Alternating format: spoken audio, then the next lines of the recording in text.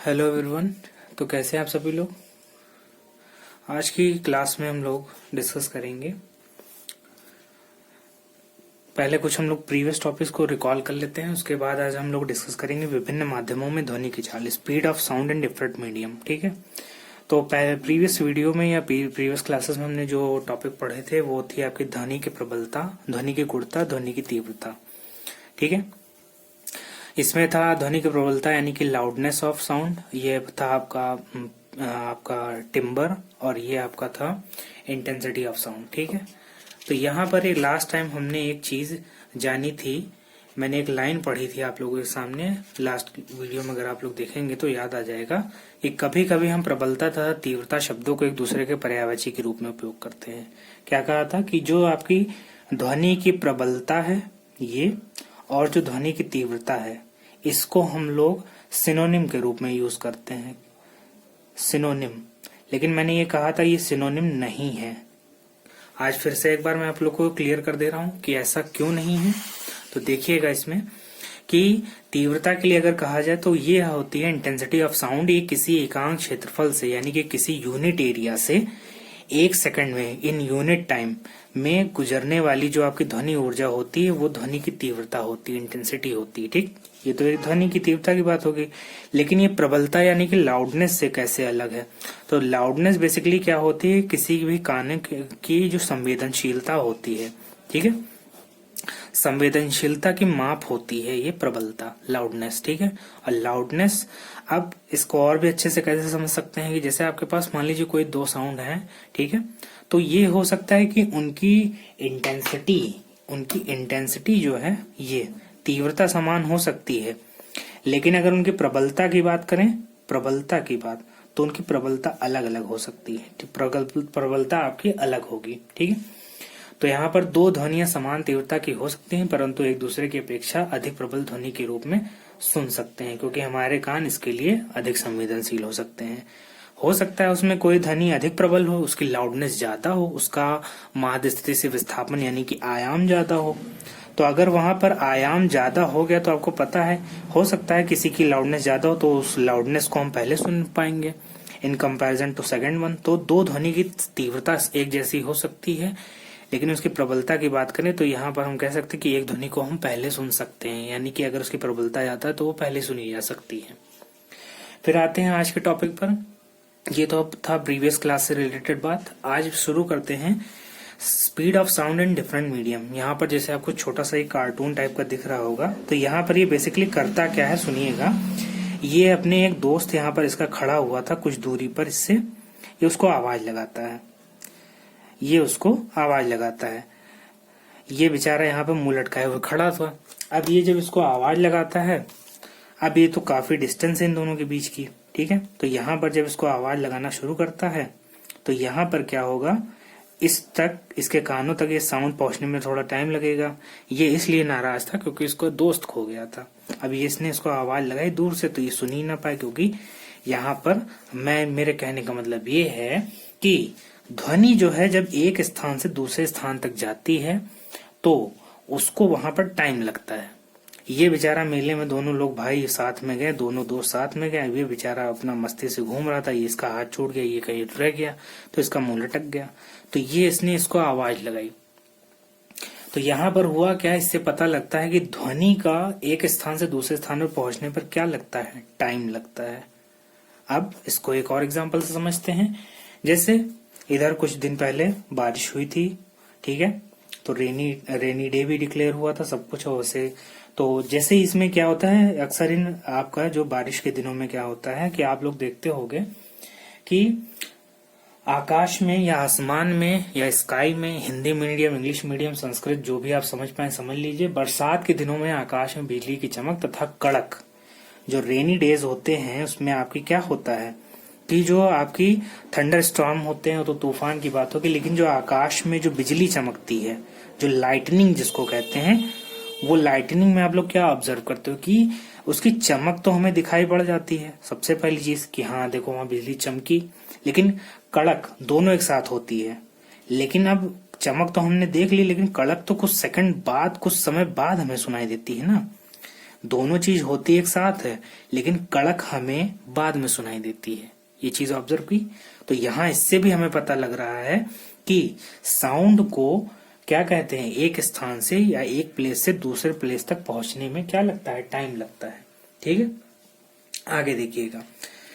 फिर यहाँ पर देखिएगा कि ध्वनि तरंगे किसी भौतिक माध्यम में जैसे वायु, लोहा, जल इत्यादि में संचरित होती हैं। तो आपकी जो ये वेव्स होती हैं, साउंड वेव्स जिनको आप कहते हो, ये आपकी जो साउंड वेव्स होती हैं, तो यहाँ पर क्या होता है कि इनको पहली बात ये फिजिकल मीडियम में, आपकी फिजिकल मीडियम में, ठीक है, फिजिकल मीडियम आप जैसे आयरन ले लीजिए, आपका आयरन हो गया, वाटर हो गया, ठीक है, ऐसे बहुत से ईटीसी और भी बहुत सारे एग्जाम्पल इसके बन सकते हैं। ठीक है, तो आयरन हो गया, वाटर हो गया, ये आपके सारे एग्जाम्पल बन सकते हैं। तो ठीक है, तो आपकी जो साउंड वेव्स होती हैं वो उनको पहली बात यहाँ से दूसरी बात ये पता लगी कि किसी मीडियम की आवश्यकता होती है। वो कैसा, फिजिकल मीडियम। फिजिकल मीडियम कुछ भी हो सकता है, आयरन, वाटर, एयर, व्हाटएवर। ठीक है, इनके अतिरिक्त लेकिन अभी यहाँ पर ये तो साउंड वेव्स की बात होगी जिनको एक मीडियम की नीड होती है, रिक्वायरमेंट होती है। लेकिन अगली बात क्या समझना है कि हमारी कुछ ऐसी भी तरंगे होती हैं जिनको माध्यम की आवश्यकता नहीं होती, जिनको मीडियम की कोई जरूरत नहीं होती है। ठीक है, तो उसको कैसे समझेंगे या वो होती कौन सी वेव्स हैं, तो उन्हीं को चलिए समझते हैं आगे। कि आपकी कुछ ऐसी वेव्स होती हैं जिनके संचरण के लिए किसकी आवश्यकता नहीं होती, मीडियम की। तो अब जिनको मीडियम की आवश्यकता नहीं, ये ऐसे कौन लोग हैं, ये कहाँ से आए हैं, ये क्या चाहते हैं, पता नहीं, समझते हैं चलिए। तो जिनके ऐसी तरंगे जो होती हैं जिनके संचरण के लिए माध्यम की आवश्यकता नहीं होती है, उनको हम कहते हैं इलेक्ट्रोमैग्नेटिक वेव्स। उनको कहते हैं हम लोग इलेक्ट्रोमैग्नेटिक वेव्स। ठीक है, ये आपकी हो जाती हैं इलेक्ट्रोमैग्नेटिक वेव्स जिनको किसकी जरूरत नहीं होती, जिनको मीडियम की जरूरत नहीं होती है। ठीक है, इसमें आप कैसे एग्जाम्पल, कैसे डेली लाइफ में आप लोग देखते हो, लाइट वेव्स आप देखते हो कि नहीं देखते हो। ठीक है, आप डेली लाइफ में आप ऑब्जर्व करते हो कि जो लाइट वेव्स होती हैं वो बेसिकली ऐसी ही होती, क्योंकि वो एक is a kind of energy. तो यहाँ पर जितनी आपकी गामा किरणें, आपकी जो गामा किरणें बताई जाती हैं, GAMMA, जो आपकी गामा रेज होती हैं, ठीक है, उसके अलावा जो आपकी एक्स रेज होती हैं, ये सभी के सभी क्या होती हैं, इनको हम इलेक्ट्रोमैग्नेटिक वेव्स कहते हैं। क्यों? क्योंकि इनको ट्रैवल करने के लिए मीडियम की कोई नीड नहीं होती। ठीक है, तो आपकी लाइट वेव्स हो गई, रेडियो वेव्स हो गई, और आपकी एक्स रेज हो गई, गामा रेज हो गई, ये सारी की सारी आपके किसमें आती हैं, इलेक्ट्रोमैग्नेटिक रेज में, वेव्स में। ठीक है, तो आपने यहाँ पर क्या जाना, साउंड वेव्स बेसिकली जो उनको ट्रैवल करने के लिए फिजिकल मीडियम की नीड होती है, और आपकी जो इलेक्ट्रोमैग्नेटिक वेव्स होती हैं उनको बेसिकली मीडियम की नीड नहीं होती है। उसके एग्जांपल यहाँ पर मैंने आपको मेंशन कर दिए हैं। ठीक है, आगे अगला टॉपिक समझते हैं, पढ़ते हैं। अभी ये टॉपिक थोड़ा सा लंबा है तो समझने में थोड़ा सा टाइम लगेगा। यहाँ पर देखिएगा, फिर क्या है, विद्युत चुंबकीय तरंगों में वैद्युत तथा चुंबकीय क्षेत्र परस्पर लंबवत तलों में कंपन करते हैं। यहाँ पर क्या होता है कि अगर हम विद्युत चुंबकीय तरंगों को, इलेक्ट्रोमैग्नेटिक वेव्स को बाय डायग्राम अगर समझना चाहें तो एक ये वेव्स ऐसे कुछ इस तरह से हैं, ठीक, ये कुछ ऐसी। ठीक है, अब यहाँ पे इलेक्ट्रोमैग्नेटिक वेव्स का हम डायग्राम समझेंगे कैसे, तो यहाँ पर ये तो एक हो गया जो पेपर के ऊपर ड्रॉ है, एक इस पर ऐसे ड्रॉ होगी। ठीक है, एक जैसे ये आपका एक ये है तो इसके ऊपर एक ऐसे तरह का एक वेव ऊपर की तरफ ड्रॉ होगी। तो ये आपका ग्राफ होता है कि विद्युत चुंबकीय तरंगों में जो वैद्युत क्षेत्र होता है, जो आपका इलेक्ट्रिक फील्ड होती है, जो आपकी वैद्युत क्षेत्र होती है, और उसके अलावा जो एक मैग्नेटिक फील्ड होती है, जो आपकी मैग्नेटिक फील्ड होती है, ये बेसिकली दोनों जो हैं ये कुछ इस तरह से होते हैं। देखिए मैं आपको पेन के माध्यम से दिखाने की कोशिश करता हूँ, पेन और पेंसिल के माध्यम से।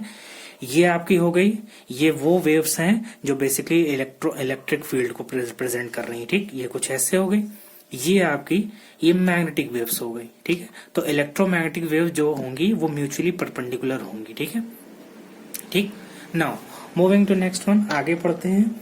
इसमें देखिएगा, तथा और यहाँ पर इन क्षेत्रों के संचरण की दिशा उन तलों के लंबवत होती है जिनमें ये स्थित होती है।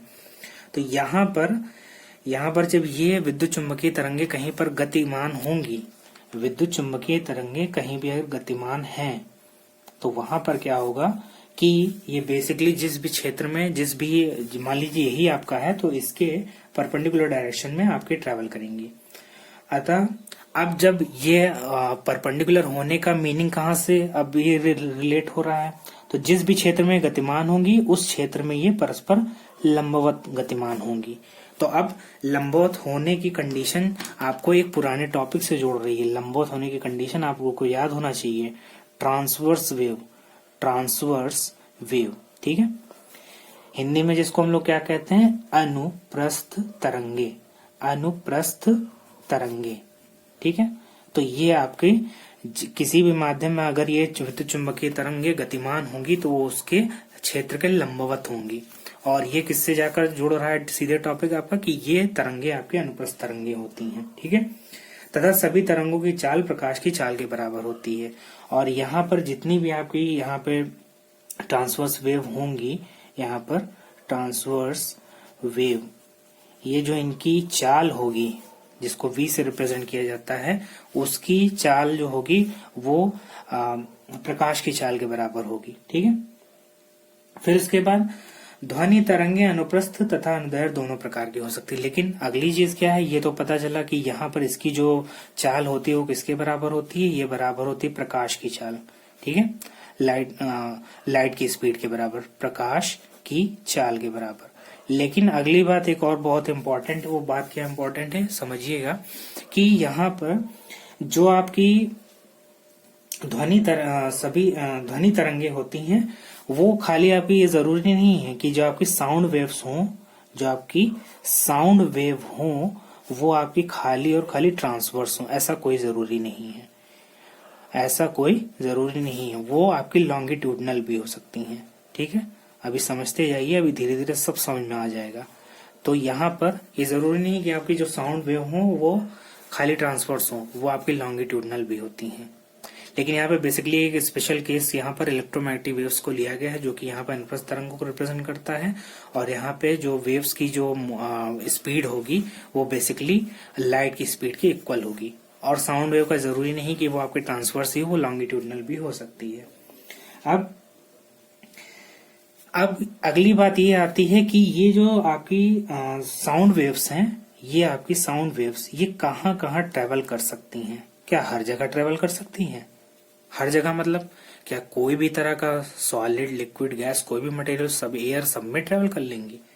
इसके लिए भी एक जवाब है कि आपकी जो साउंड वेव्स होती हैं कि ये उन्हीं मीडियम में ट्रेवल कर पाती हैं, ये उन्हीं मीडियम में ट्रेवल कर पाती हैं जिनमें एक प्रॉपर्टी पाई जाती है जिसको कहते हैं इलास्टिसिटी, जिसको कहते हैं इलास्टिसिटी, ठीक है, प्रत्यास्थता जिसमें पाई जाएगी। ये साउंड वेव उन्हीं मीडियम यानी कि जिनमें, उन्हीं मीडियम में ट्रेवल कर सकती है जिनमें क्या पाई जाए, प्रत्यास्थता। आगे देखिएगा प्रत्यास्थता। अब ये एक नया शब्द आप लोग के लिए हो सकता है, चलिए इसको भी मैं आप लोग को समझा दे रहा हूँ कि प्रत्यास्थता का मतलब क्या हो जाता है। कि जैसे आपने कोई स्प्रिंग को लिया, ठीक, उस स्प्रिंग को लिया, ये आपकी ये स्प्रिंग है, ठीक, इसका एक सिरा आपके हाथ में है, यहाँ पर आपके हाथ में है, और आपने इसको क्या किया, पुल किया तो ये कुछ ऐसी हो जाएगी, ठीक, ये कुछ ऐसी हो जाएगी, ठीक, पुल करने के बाद। और जब इसको पुल किया तो ये कुछ ऐसे हो गए। अब आपने अपना हाथ यहाँ से इसको पकड़ा था, अब इसको पकड़ के खींचा यहाँ पर। अब आपने तीसरी कंडीशन में क्या किया, यहाँ से अपना हाथ हटा लिया, यहाँ से अपना हाथ हटा लिया और ये अपनी पूर्व अवस्था में आ जाएगी, ठीक, फिर ये ऐसे, ठीक, ये अपनी पूर्व अवस्था में। यहाँ पर आपने हाथ जो है अपना उसको क्या कर लिया, हैंड को रिमूव कर लिया। हैंड को जब आपने यहाँ से रिमूव कर लिया तो ये अपनी पुरानी अवस्था में आएगी। फिर यहाँ पर क्या होगा समझिएगा कि, तो यहाँ पर आपने क्या देखा कि जब एक आपने बाह्य बल लगाया तो यहाँ पर खिंचाव उत्पन्न किया, उसके बाद वो उसको जब बाह्य बल आपने हटा लिया तो वापस अपनी पूर्व अवस्था में आ गई। तो इसी को कहते हैं हम लोग क्या, इसको हम लोग कहते हैं इलास्टिसिटी, ठीक है। तो यानी कि साउंड को ट्रेवल करने के लिए एक मीडियम की जरूरत होती है, और वो मीडियम का सबसे बड़ी बात इलास्टिसिटी की प्रॉपर्टी उसमें होना बहुत ज्यादा जरूरी है, ठीक है। और उसके अलावा ये तो इलास्टिसिटी की प्रॉपर्टी होनी ही चाहिए, उसके अलावा एक कंटिन्यूअस होना चाहिए। कंटिन्यूअस मतलब यहाँ पर जैसे अभी मैंने पीछे आपको दिखाया था कि दो फ्रेंड थे, दो फ्रेंड में से एक फ्रेंड दूसरे फ्रेंड को आवाज लगा रहा था, अगर यहाँ बीच में कोई रुकावट लगी होगी तो क्या ये साउंड इधर पहुंचेगा? नहीं ना। तो यहाँ पर अविच्छिन्न का मतलब है कंटिन्यूअस होना चाहिए, कि यहाँ पर जो भी मीडियम से ट्रेवल कर रही है वो उसमें कोई रुकावट नहीं होनी चाहिए, कंटिन्यूअस होना चाहिए। ठीक है, ठीक है। तो ये आपका होता है सबसे बड़ी रिक्वायरमेंट कि ध्वनि के संचरण के लिए वही वस्तु माध्यम का कार्य कर सकती है जिनमें प्रत्यास्था का गुण पाया जाता है। ठीक है, और उसके अलावा जो अविच्छिन्न रूप से ध्वनि स्रोत से कान तक फैली हो।